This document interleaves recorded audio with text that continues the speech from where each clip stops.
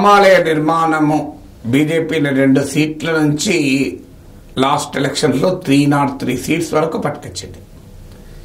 Interesting ఏంటంటే రామాలయం పూర్తయింది 2024 ఎన్నికలకు ముందే గర్భగుడిని ప్రారంభించారు, బాలరాముని ప్రాణ ప్రతిష్ఠ చేశారు.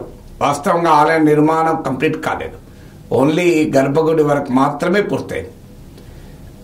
ఎందుకంటే 2024 ఎన్నికలకు ముందే కంప్లీట్ చేయాలని జనవరిలోనే చేసేశారు.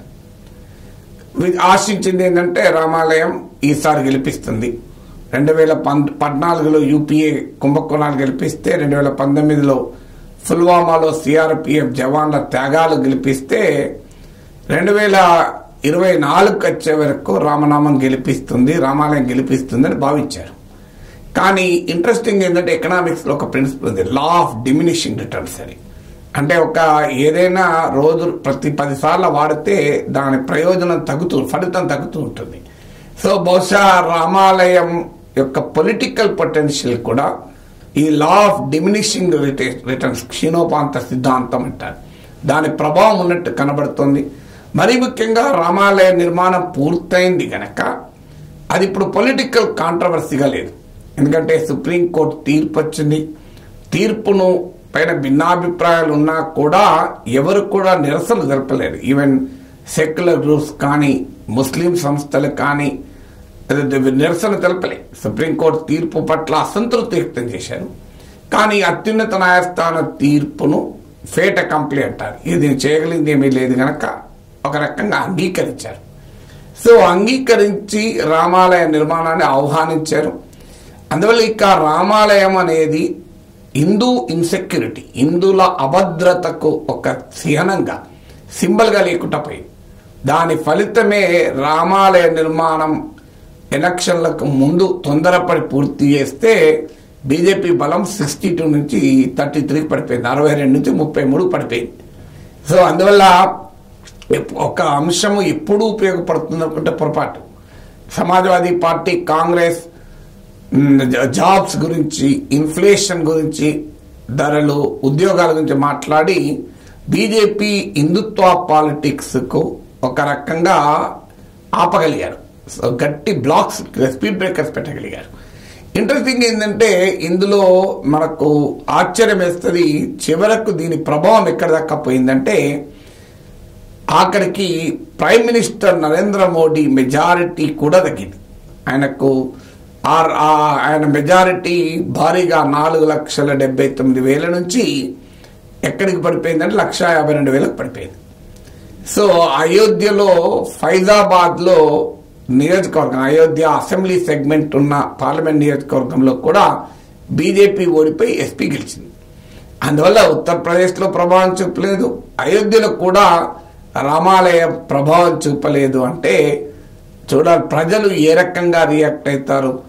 భారతదేశ ప్రజలు డీప్లీ రిలీజియస్, మతాన్ని విశ్వసిస్తాం, మతభావాల్ని గౌరవిస్తాం.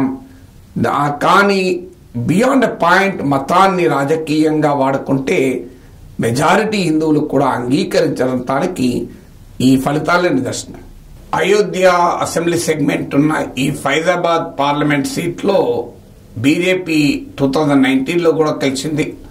సిట్టింగ్ ఎంపీ లల్లు సింగ్ పైన ఎస్పీ అభ్యర్థి అవధేష్ ప్రసాద్ సుమారు 54,500 ఓట్లతో గెలిచాడు. మోర్ దెన్ 54,000 ఓట్లతో గెలిచాడు, మామూలు విజయం కూడా కాదు.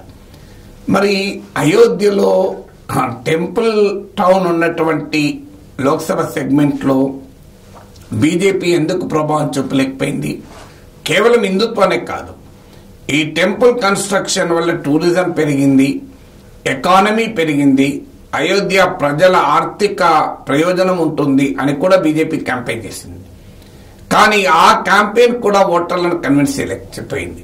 దీనికి కారణం ఏంటి అంటే ఈ సీట్లో టౌన్లో దాటి అయోధ్య రూరల్ ఏరియాస్లోకి వెళ్తే ఓబీసీలు, దళితులు గణనీయంగా ఉంటారు. అఫ్ కోర్స్ ముస్లిం పాపులేషన్ కూడా ఉంటుంది ఈ ప్రాంతంలో. సో బీజేపీ వ్యతిరేకంగా సమాజ్వాదీ పార్టీ ఈ సామాజిక వర్గాలను ఐక్యం చేయగలిగింది. సో ఇక్కడ అభ్యర్థిగా కూడా ఉన్నటువంటి SP candidate is Dalit leader. 9 సార్లు దళిత్ ఎమ్మెల్యేగా గెలిచినటువంటి ప్రముఖ దళిత నాయకుడిని ఎస్పీ అభ్యర్థిగా పెట్టింది. సో ఈ సోషల్ ఇంజనీరింగ్ కూడా ఎస్పీకి ఉపయోగపడింది. దాంతోపాటు ఇక్కడ ఇంట్రెస్టింగ్ ఏంటంటే సాధారణంగా బీజేపీ ప్రయోజనాల కొరకు యూపీలో 35 మంది ముస్లింలను అభ్యర్థులుగా పెట్టిన మాయావతి ఇక్కడ బ్రాహ్మణ్ క్యాండిడేట్ కు టికెట్ ఇచ్చింది. దాంతో Brahmin vote BJP solid vote base గా ఉంది కనుక యూపీలో ఆ ఓట్ బేస్ కు బీఎస్పీ క్యాండిడేట్ కూడా ఎంతో కొంత డ్యామేజ్ చేసి ఉండాలి. ఎందుకంటే బీఎస్పీ అభ్యర్థికి 46,000 ఓట్లు వచ్చాయి, 46,000 ఓట్లు వచ్చాయి. ఇక బీజేపీ టెంపుల్ ఎకానమీ అనే అంశాన్ని జనంలోకి తీసుకెళ్లే ప్రయత్నం చేసింది. ఎందుకంటే ఆ అయోధ్య రూరల్ ఏరియాస్కి వచ్చే వరకు, ఇతర లోక్సభ సెగ్మెంట్లు ఇతర ప్రాంతాలకు వచ్చే వరకు బీజేపీ కేవలం టెంపుల్ పైన ఫోకస్ చేసి మా రియల్ లైఫ్ ఇష్యూస్, ఉద్యోగాలకు కావచ్చు, ధరలకు కావచ్చు, వీటిని ఇగ్నోర్ చేస్తుందన్న భావన ప్రజల్లో పెరిగింది. దీన్ని ఎస్పీ ట్యాప్ చేసుకుంది. అప్పుడు బీజేపీ ఇది కేవలం టెంపులే కాదు, హిందుత్వానే కాదు, దీనివల్ల మీకు ఎకానమిక్ గా డెవలప్ అవుతుంది, ట్రేడ్ పెరుగుతుంది, ఆర్థిక అవకాశాలు పెరుగుతుంది అని ప్రచారం మొదలుపెట్టింది. దీని కౌంటర్ గా సమాజ్వాదీ పార్టీ ఏం చేసిందంటే తెలివిగా ఈ టెంపుల్ టూరిజం కూడా సాధారణ ట్రేడర్స్ కు ఉపయోగపడేది కాదు, ఇది కేవలం పెద్ద పెద్ద హోటల్ చైన్స్ కు ఉపయోగపడుతుంది. ఈ టెంపుల్ టూరిజం యొక్క వల్ల బయట నుంచి వస్తున్న పెద్ద వ్యాపార సంస్థలు లాభపడుతున్నాయి, కానీ గతంలో అయోధ్యలో ఉండే చిన్న చిన్న వ్యాపారాలు చేసుకొని దైవ దర్శనానికి వచ్చేటువంటి యాత్రికులకు వల్ల లాభపడుతున్న వారు ఇప్పుడు లాభపడకుండా పోతున్నారు, బిగ్ బిజినెసెస్ ఎంటర్ అవుతున్నాయని కూడా ఎస్పీ బాగా క్యాంపెయిన్ చేసింది. అందువల్ల బీజేపీ హిందుత్వ పాలిటిక్స్ కు సోషల్ ఇంజనీరింగ్ తో, బీజేపీ టెంపుల్ ఎకానమీ ప్రచారానికి స్మాల్ ట్రేడర్స్, స్మాల్ బిజినెసెస్ దెబ్బతిన్నాయన్న ప్రచారంతో సమాజ్వాదీ పార్టీ ఎదుర్కొంది.